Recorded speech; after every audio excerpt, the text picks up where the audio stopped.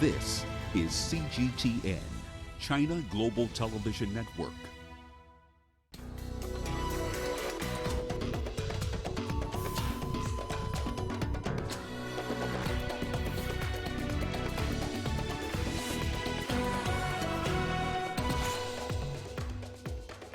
China and France signed deals worth $15 billion during Macron's visit.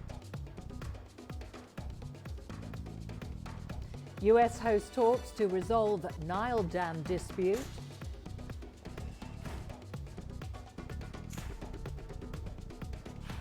And we look at how Kenyan communities in the north are struggling to end child marriages. Hello and welcome to CGTN. This is Africa Live and I'm Karen Roberts in Nairobi. Also coming up in the programme. The China International Import Expo enters its second day as China opens its markets to foreign companies. And in sport, triumphant Springboks receive heroes' welcome in Johannesburg. We begin in China, and Beijing says China and France have signed deals worth $15 billion as French President Emmanuel Macron wraps up a three-day visit to China. The deals cover aeronautics, energy and agriculture, as well as French exports of poultry, beef and pork to China. The two leaders met in Beijing earlier today after attending the second China Import International Expo in Shanghai on Tuesday. President Xi Jinping pledged to work with Macron to advance the comprehensive strategic partnership between China and France and to keep the partnership at the forefront of relations among major world economies. Both sides have reaffirmed strong support for the Paris Climate Pact. The two sides pay high attention to dealing with climate change and the preservation of ecological diversity. We've both agreed to cooperate in the 15th Conference of the Parties on the Convention on Biological Diversity, to be held in Kunming next year. The two sides will facilitate the implementation of the Paris Agreement on climate change. We are clearly releasing positive signals to push forward the reform of the World Trade Organization to develop towards a correct direction. I deplore the choices made by some others, but I want to see them as marginal choices. Because when China, the European Union and Russia, which ratified the Paris agreements a few weeks ago, engage with firmness, the isolated choice of one or another country is not enough to change the course of the world. It will only lead to them being edged out. Meanwhile, the two leaders also wrapped up talks on so-called geographical indications. A geographical indication is used on products to specify where they originated from and to ensure they meet the standards of that particular region. It's China's first such bilateral agreement. The Chinese Foreign Ministry said it marked real progress for the country. 中欧地理标志协定谈判的结束 The conclusion of the negotiations on China-EU geographical indications will help deepen cooperation, consolidate the economic and trade foundation of the China-EU comprehensive strategic partnership, and enhance political mutual trust. China is willing to maintain a rules-based multilateral trading system with the EU, jointly build an open world economy, as well as promote the economic and social development of both sides and the improvement of people's well-being. Foreign ministers from Egypt, Ethiopia and Sudan are in the US capital of Washington, D.C. to discuss the controversial building of a mega dam along the River Nile. Once completed, the Grand Renaissance Dam under construction in northern Ethiopia will become Africa's largest hydroelectric power station. But Egypt fears that it will greatly affect its already scarce water supply. It relies on the Nile for 80% of its water. The talks in Washington, D.C. follow tough positions taken by the two countries that has seen previous meetings end without progress. At the centre of the dispute are plans to fill up the mega dam. Well, the possible downstream effects of the $4.7 billion dam have been disputed. CGTN's Robert Nagila explores the stalemate between Ethiopia and Egypt. The Nile, the world's longest river, that serves as a crucial artery for water supplies and power generation to the so-called Nile Basin countries: Tanzania, Uganda, Rwanda, Burundi, the DR Congo, Kenya, Ethiopia, Eritrea, South Sudan, Sudan, and Egypt. Its main tributaries, the White and Blue Nile, converge in Khartoum before flowing through Egypt and into the Mediterranean Sea. But a long-running dispute between Egypt and Ethiopia over the use of its waters is threatening to spark a conflict. Ethiopia is constructing a 5 billion Grand Ethiopian Renaissance Dam, which is about 70% complete and is expected to generate power for Ethiopia's 100 million people. Egypt is concerned the project will restrict its already scarce share of water from the Nile. About 90% of Egypt's irrigation and drinking water comes from the Nile.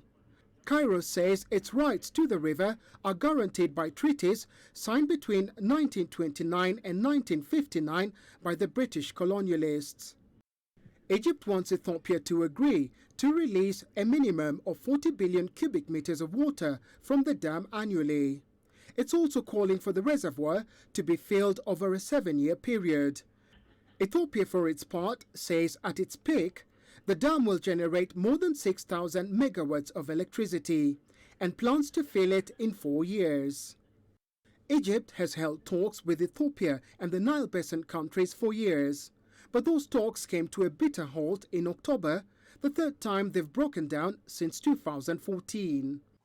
Attempts by Russia to mediate between the two on the sidelines of the Russia-Africa summit bore no fruit.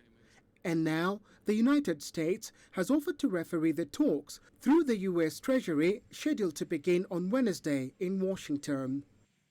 Robert Nagila, CGTN, Nairobi, Kenya. Well, let's now cross to Adel Mahrouhi in Cairo and Coletta Wanjohi in Addis Ababa for more on this. Adel, foreign ministers from Egypt, Ethiopia and Sudan are all in Washington, D.C. for today's crunch talks. What does Egypt expect out of the meeting? Well, Egypt is expecting to see a power of international mediation in the talks itself. President Trump has told President el-Sisi in a telephone call yesterday that he will personally meet the 3 ministers before the round of talks begin. And also during the talks, there will not only be representatives from the White House, but from the World Bank as well. And to Egypt, it's a significant effect to have international partners coming in to monitor the talks and sort of have an indirect arbitration about what should be done and how a solution could be achieved. So Egypt is looking for a quick solution that is satisfactory by all parties, specifically, of course, Ethiopia. And this is what Cairo is trying to achieve by this round of talks. Okay, Adel, we'll return to you in a moment. Coletta, Ethiopia has previously rejected the idea of mediation. What has changed and what do they expect now? Well, I think not much has changed because Ethiopia still stands by its earlier assertion that it still believes that the technical aspects that have been done in terms of the dam, in terms of research and findings, give it an upper hand to continue constructing and continuing on with its industrial idea of the fact that it will be able to produce a lot of power that will not only feed the consumers in terms of home use, but also industrial sector. But for the US meeting, we've seen the Foreign Affairs Department here in Ethiopia saying that it is looking at the United States as a location for continued talks between Ethiopia, Egypt and Sudan. So it does not really expect that a lot of input will come from a third party or a second party. In this case, if we look at the tripartite on one side and the US on another side. So it expects that it will just be a platform for them to continue talks that they have begun for years, because now we know that they're supposed to be the 5th round of technical committee to talk about the issues around the dam. So Ethiopia expects that as they go for these talks, its stand remains, like it continues saying that it wants to continue doing the refilling of the dam and construction as per its schedule. So it expects that the US will be providing a platform for them to continue with the talks. Okay, thank you, Coletta. Adel, so we just heard the position in Ethiopia. They're not so keen on mediation. Why has Egypt pushed for international mediation? And does Egypt see US brokering an agreement? Egypt sees that any international power getting involved could help resolve the deadlock somehow. For years, the talks have been continuing between Egypt, Sudan, and Ethiopia, and no agreement has been reached. Egypt wants to have a definite plan through which the process of filling the reservoir of the Grand Renaissance Dam would be agreed upon. Ethiopia has been not helping out Egypt, according to the government statements here, has not been helping out Egypt to reach such an agreement or even discuss the issue. The other aspect is the operation itself of the dam. Egypt wants also to agree on the operation procedures of the dam itself so that it can guarantee that no harm will affect it once the filling of the reservoir takes full implementation. And as you've heard, Coletta, there is a schedule that Ethiopia wants to stick to it. Egypt just wants to make sure that when it's time of, when there's a stretch time of drought, which happens commonly, that Ethiopia will be more flexible in amending the schedule of filling the reservoir, for example, so that the flow of water coming from the Blue Nile in Ethiopia to Egypt does not get affected, does not get harmed, or gets less. So it's such an agreement that Egypt is looking forward to, and it's after several years of negotiations since 2015, Egypt said that there is nothing further that can be done through the talks that the three countries have been holding, and it has for the first time called for international mediation.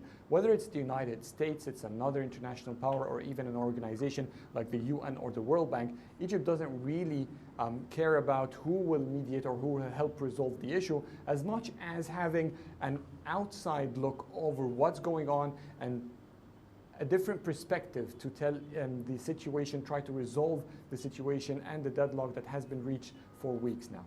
Okay, thank you, Adel. Back to you, Coletta.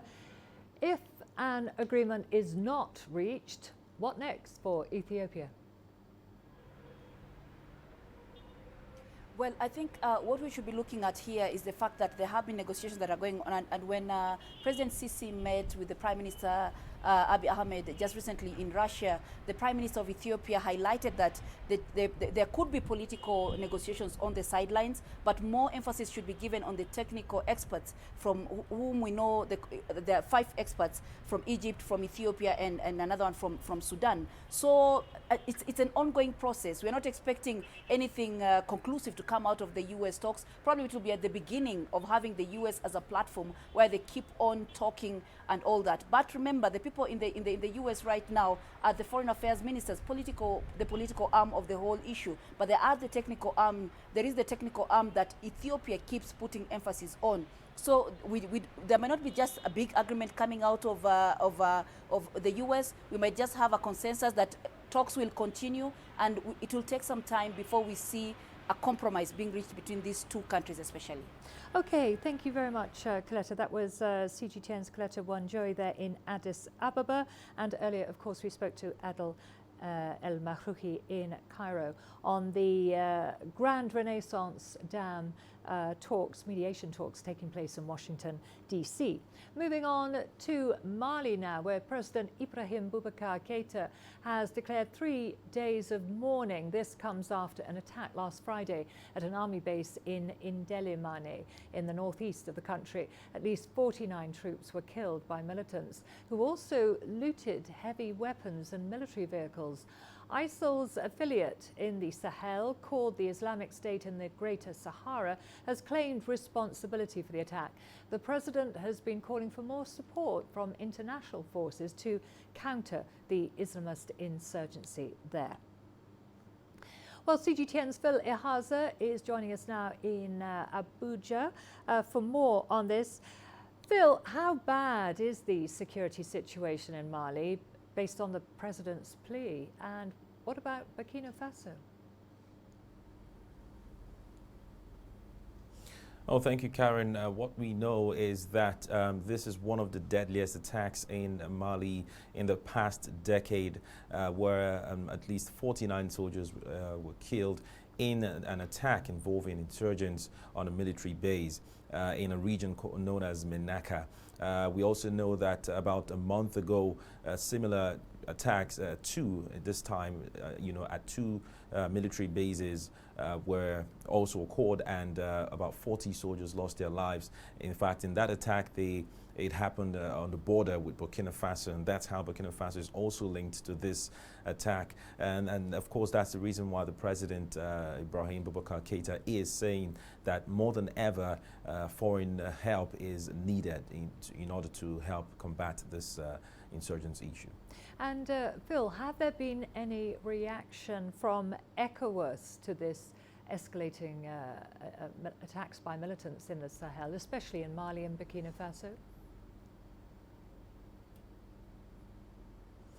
Well, yes, a meeting held among ECOWAS leaders, West African leaders, in September in Burkina Faso, and in that meeting, the ECOWAS Commission, commiserated with the government and the people of Mali. They also condemned in strong terms the terrorist attacks that took place in the region, in Burkina Faso and of course Mali, and they've gone ahead to pledge $1 billion, to help tackle the fight against insurgency, to help improve rather the fight against insurgency. So far, that's what we know from the ECOWAS Commission, the West African leaders. And finally, is the current French military strategy in Sahel effective, and is it likely to change?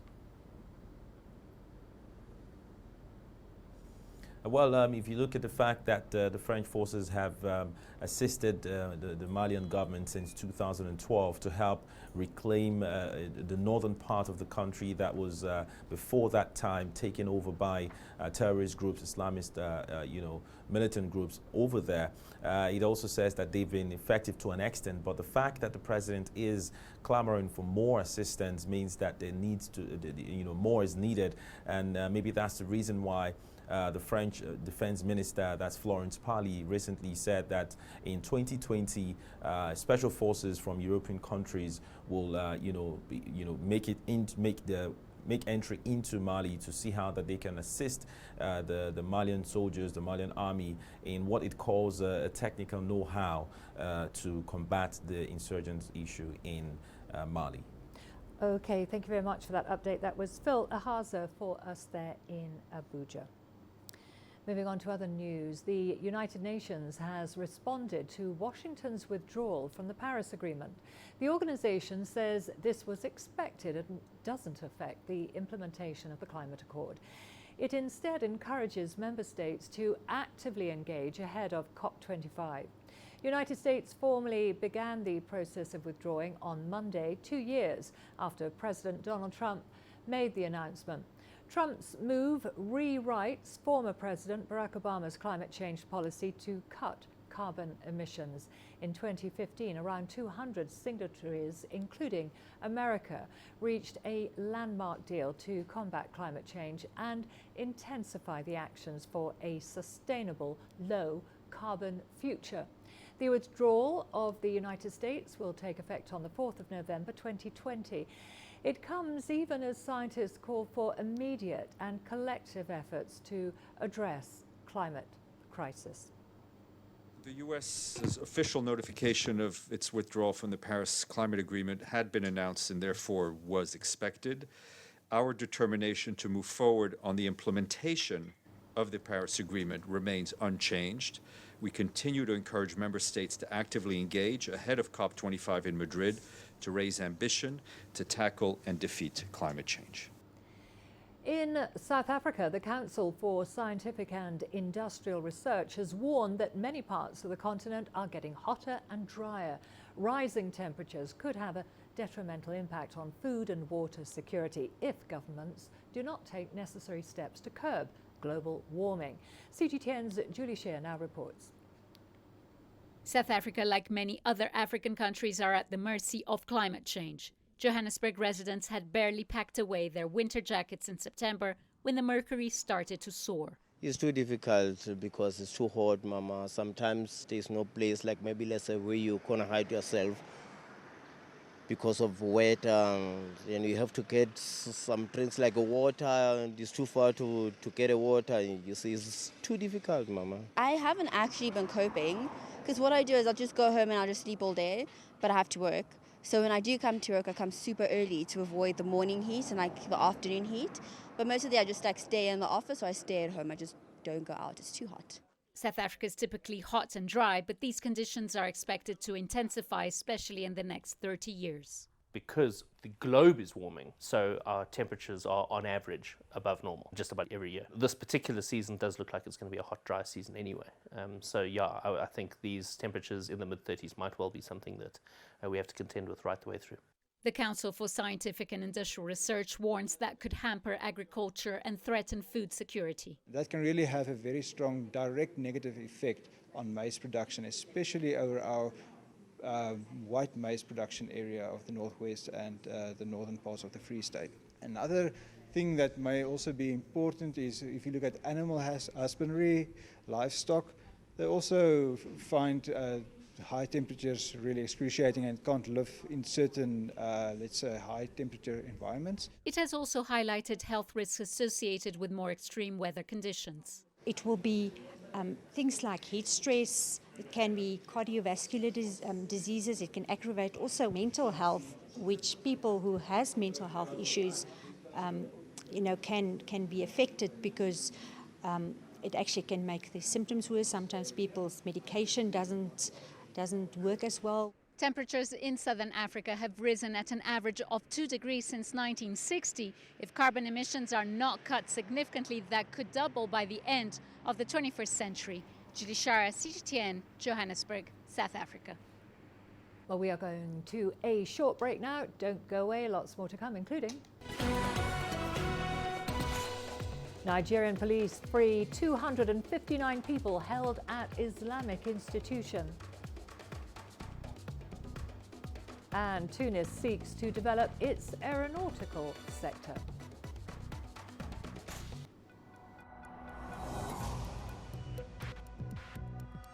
Each day, there are millions of stories. Each one can open new perspectives, new possibilities. Wherever you look, we are there to see, discover, explore.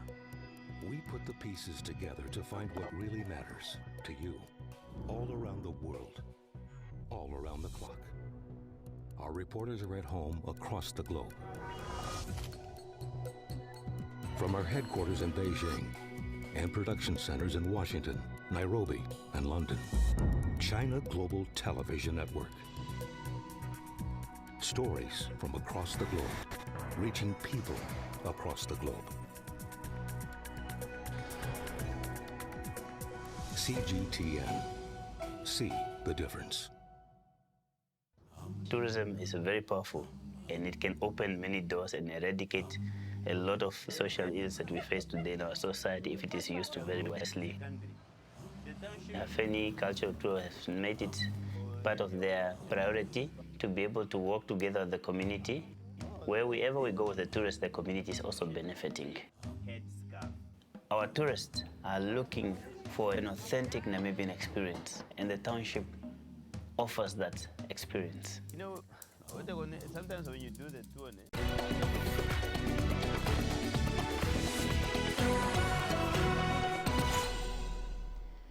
South Sudan's opposition leader Riek Machar has confirmed he will meet President Salva Kiir on Thursday. They are expected to meet in the Ugandan capital Kampala to discuss the implementation of the peace deal signed in 2018.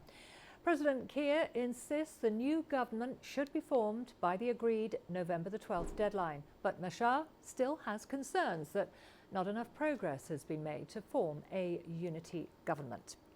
Well, we are joined by CGTN's Patrick Oyet, who is in Juba for us, and in the studio we have John Gashier, a veteran journalist and security expert on South Sudan and Sudanese issues in Nairobi. So let's start with you first, Patrick. What is the situation in Juba over the continued stalemate? Yes, Carol, the situation is that President Salva Kiir's office has also confirmed that President Salva Kiir will attend a meeting in Kampala on Thursday. In fact, the advance team of President Salva Kiir have actually just left now to go to Kampala, meaning tomorrow he will be there for that meeting. Now, everybody in South Sudan now is talking about that because all attention is shifting to that meeting because of the stalemate, and people are hoping that at least some sort of agreement will be reached, because the opposition leader Riek Machar and President Salva Kiir have always made compromises whenever the two are met together with, leaders from the East African regional body, IGAD, or the East African community leaders. When they meet, they bring the two leaders together. At least we see some compromises made. So there is a little bit of hope that perhaps there will be some sort of agreement, because the fear here is that if the pre-interim period finishes, the 12th of November reaches, and there is no agreement, then there will be a vacuum. Because if opposition leader sticks to not forming the government and President Salva Kiir says they should go ahead, pre-transitional period will end, there will be no transitional period, and there will be a vacuum. And that is the fear people have here. So yes, all attention is focusing now to the meeting in Kampala. Okay, we'll return to you in a moment, Patrick. Over to you now, John. Yeah. So, what are the options for Kiir and Machar if the international community remain inflexible? Thank you, Karen. I would say perhaps the best thing here is really to have more integrated and directed international and regional diplomatic sanction. Specifically, to my mind, would be perhaps targeted sanctions on the key players, and perhaps a more coordinated and collaborated integration of the issues between the region and the international community, because for President Salva Kiir and even Riek Machar, a lot of their support networks and systems are still operational in the region and also internationally. And I think it must be made quite clear that there will be cost to pay, so to speak, for lack of a better term. Okay, so you think that targeted sanctions will be one way. Yes. Okay, back to you, Patrick. What are other stakeholders in the peace process saying about this stalemate that we have?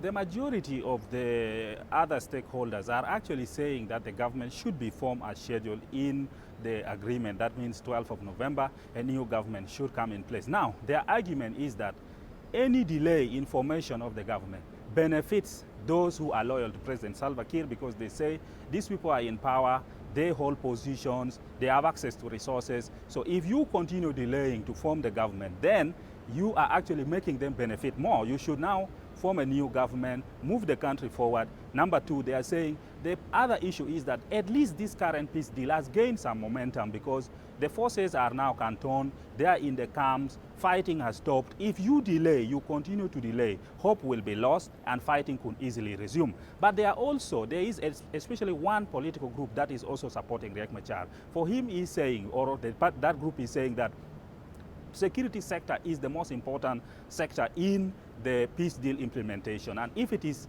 poorly implemented, then the whole peace deal could collapse because of poor reforms in the security sector. So for that group, they support Riek Machar. They say that at least let the pre-interim period be delayed, so that all that is, Riek is raising as concern as far as security sector is concerned is reformed. Then they can go into the interim period without much problems if security sector is reformed. Okay, thank you, Patrick. Back to you now, John.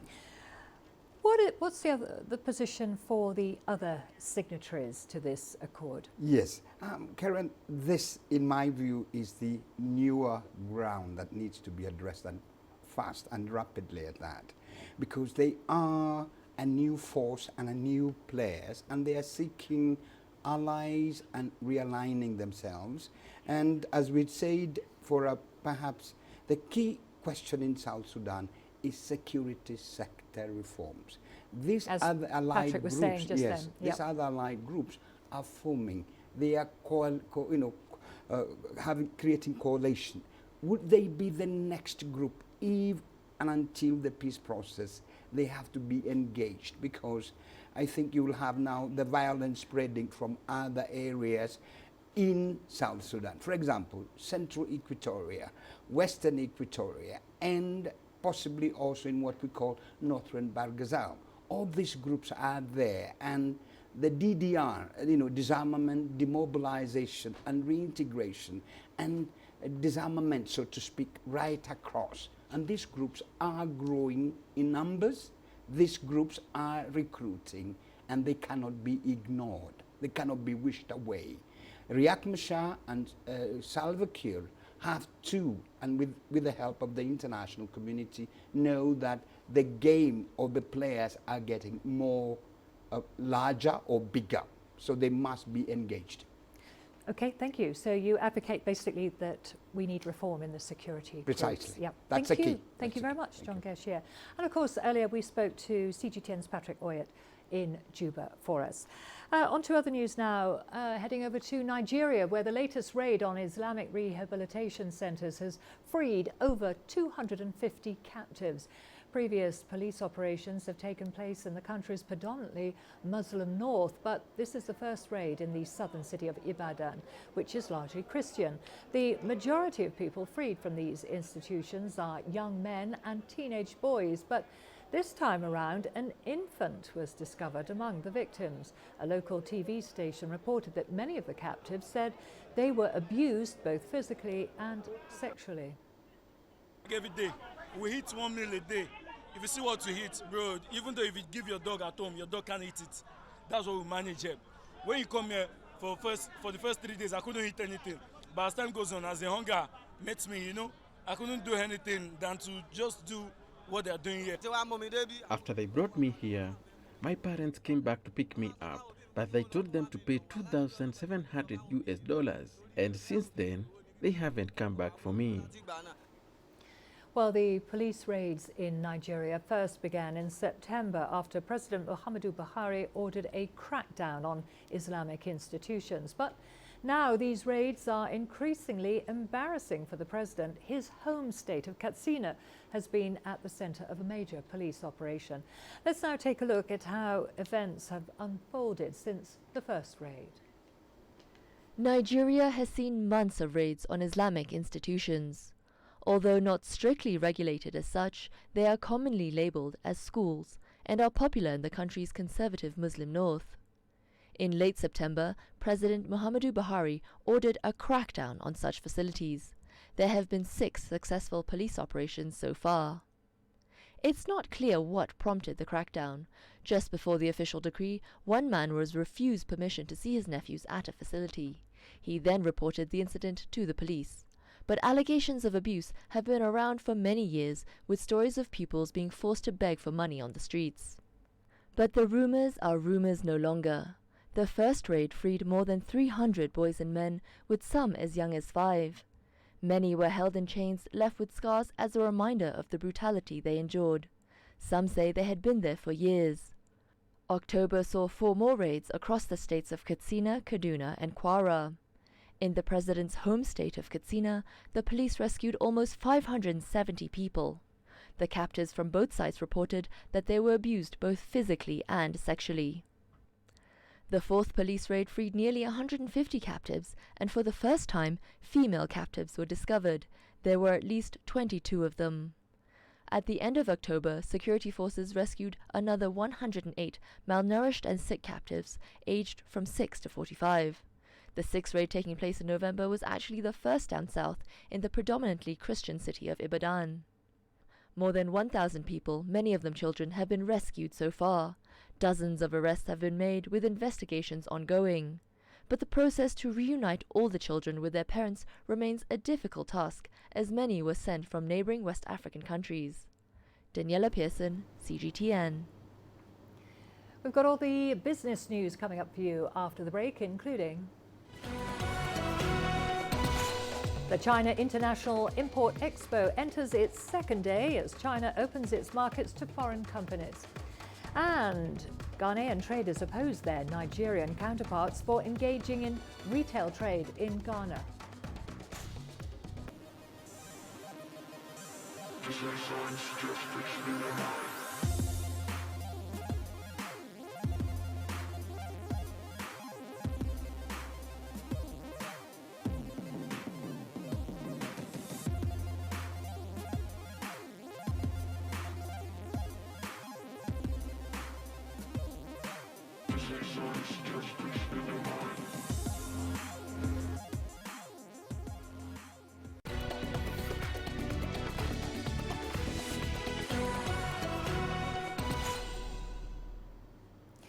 Let's turn to the China International Import Expo, where HSBC has launched a report on which companies are trading with China, why and what needs to be considered.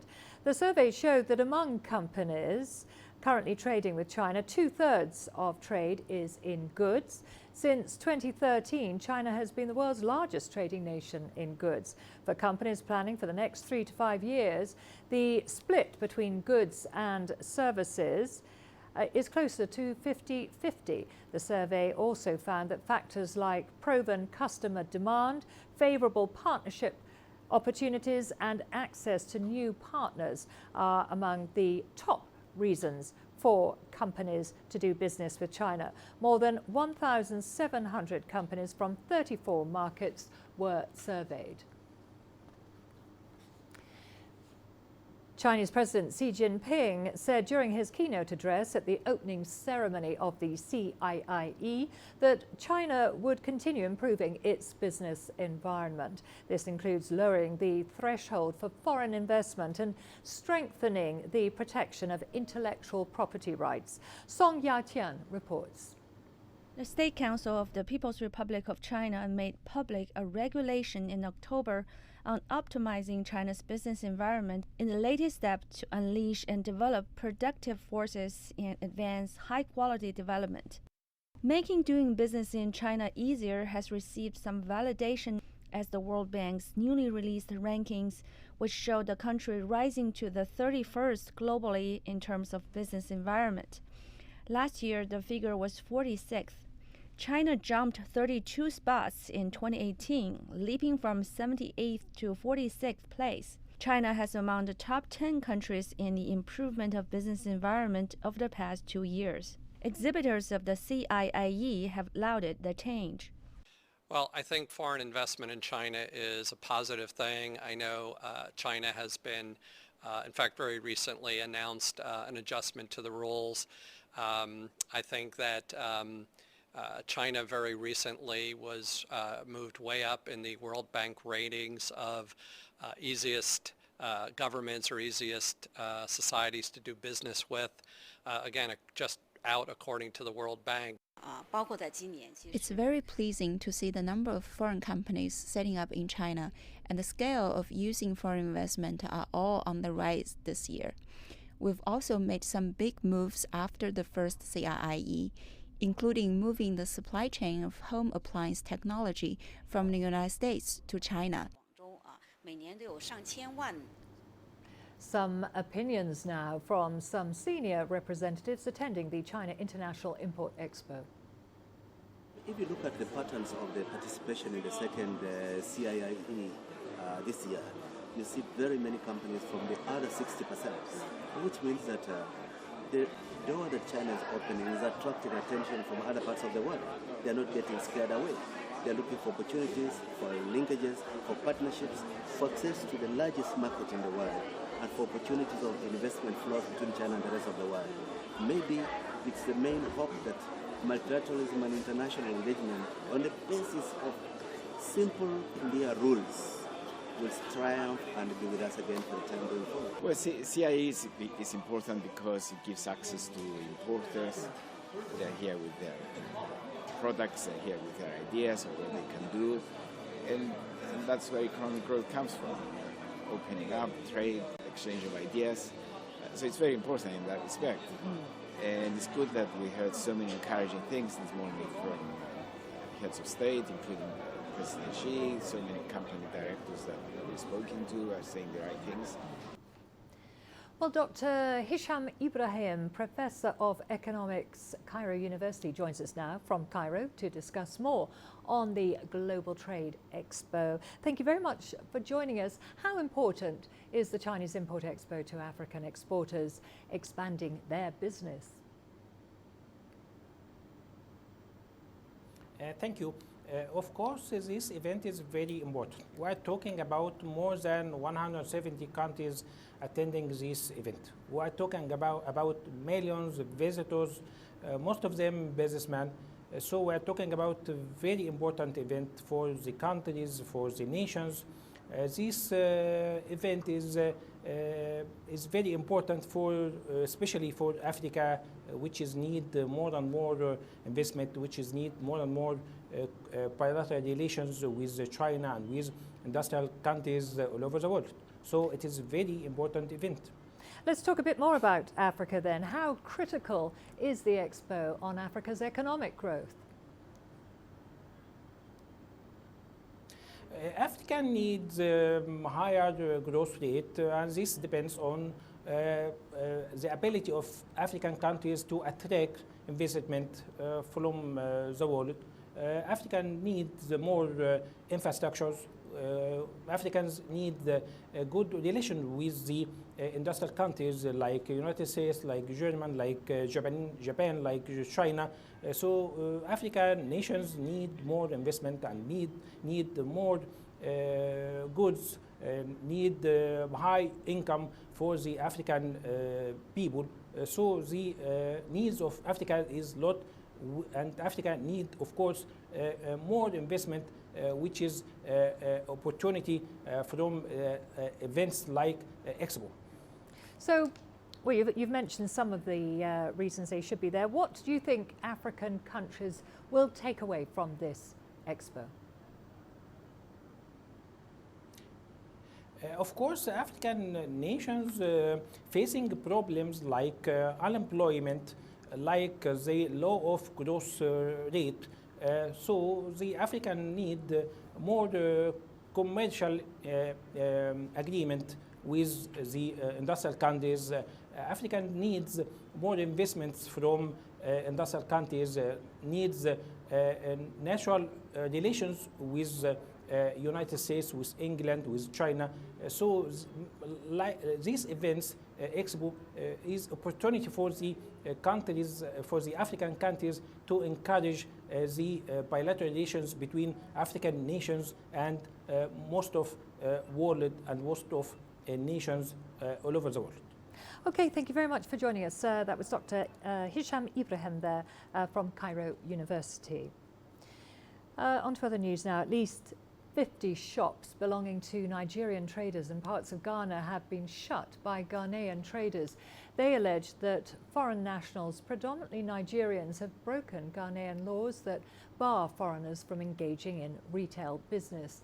Correspondent Philehaza now reports from Abuja. The president of the Nigerian Union of Traders Association in Ghana, Chukwuemeka Nnaji, says around 50 shops belonging to Nigerians living in Ghana have been sealed up by Ghanaian traders. This latest incident is part of a series of attacks on foreign traders since July this year, carried out by members of Ghana Union of Traders Association in the city of Kumasi. Nigerians have been particularly targeted. According to the Ghanaian traders, the Nigerians are breaching rules imposed by the Ghana Investment Promotion Center, which forbids foreign traders from engaging in retail business in Ghana. The Nigerian Union of Traders says their actions are backed up by a free trade agreement between ECOWAS member states, which allows for trading across countries in West Africa. Ghana's Deputy Minister of Trade, Carlos Ahekora, condemned the attacks last week when a similar incident occurred in the same region. He advised the traders to opt instead for dialogue, which could yield positive results. Although no official statement has been made by the Nigerian government, the country's Foreign Affairs Minister, Godfrey Onyema, and his Ghanaian counterpart, Shirley Bochwe, met last month to agree on resolving trade disputes between the two West African countries. Until now, both countries have had good bilateral trade relationship for more than half a century. Phil Ihaza, CGTN, Abuja. We are going to a short break. Don't go away. Lots more to come, including... We look at how Kenyan communities in the north are struggling to end child marriages.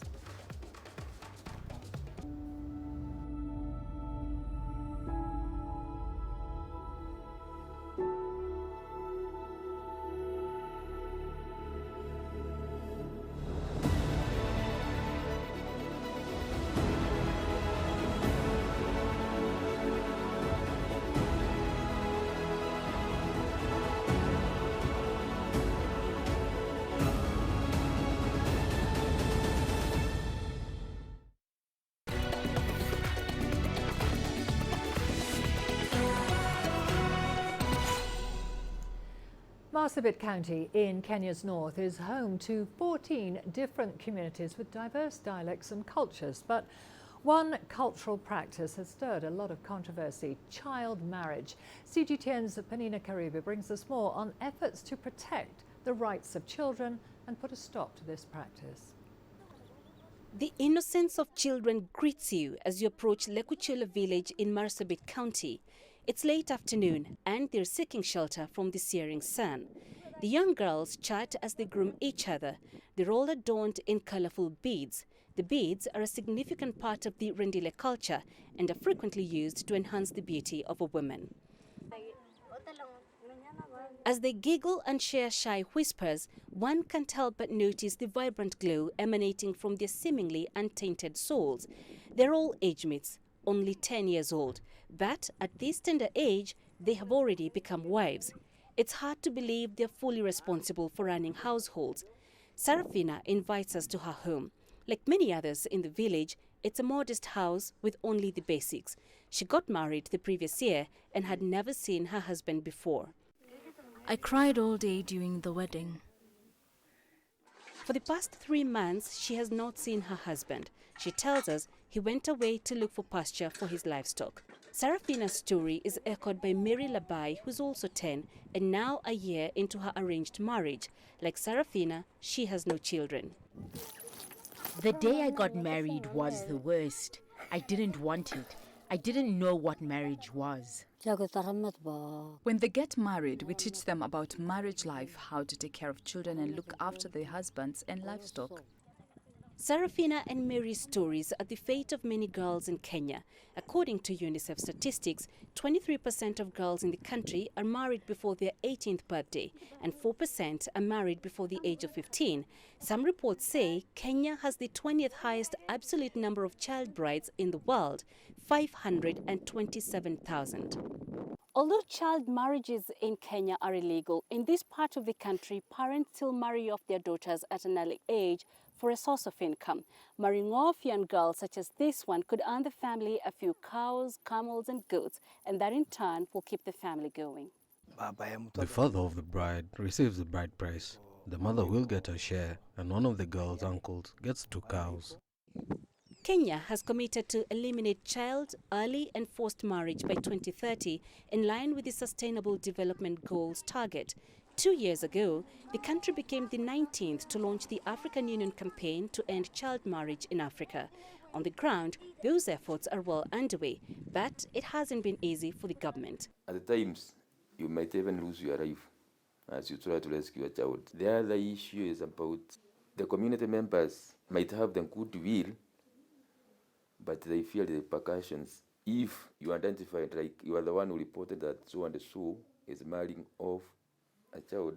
The county is also under-resourced, with very few centres available for the rescued girls. Nevertheless, the officials are optimistic of winning that fight. The county first lady has been championing it. She has taken it to herself as her duty, really, to go around the county, and this has been able to do a lot of civic education to our ignorant parents, and I think they are slowly taking up this matter.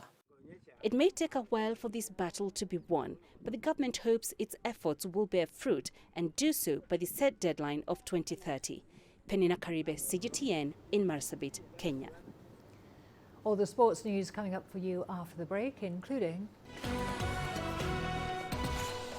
triumphant Springboks receive heroes' welcome in Johannesburg.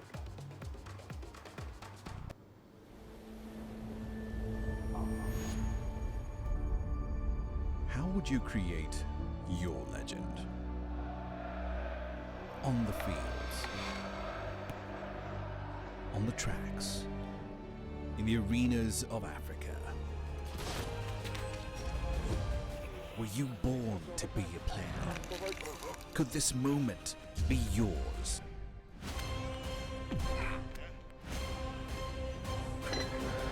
Sports Scene. Find your game.